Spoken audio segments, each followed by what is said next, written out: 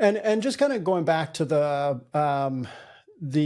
like, let's say expertise agencies, right? So people working with the startups, people working with the startup to mid-level revenue size companies.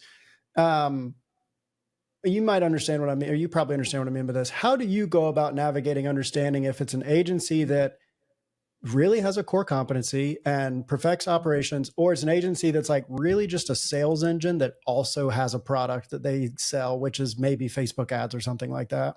Yeah, there's a lot of ways to look at it, and so a lot of this has become intuitive for me because I've spoken to so many different agencies at this point that when you're speaking to one, you're like, oh, this falls in this bucket, right? Like just based on how they speak and how they've organized the organization, and so you kind of have to look at when you're seeing a different agencies.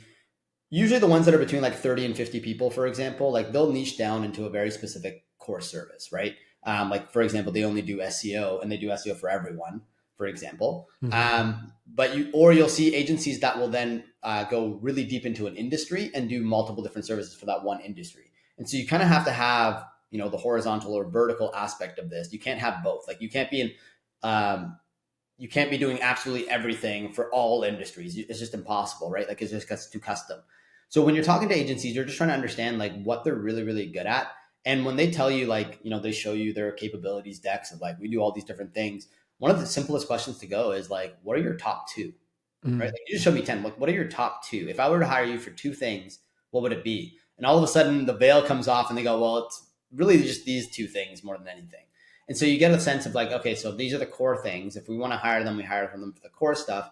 And they can do the other stuff off the side of the desk, but I won't expect that it be done above average, for example. Right. Yeah.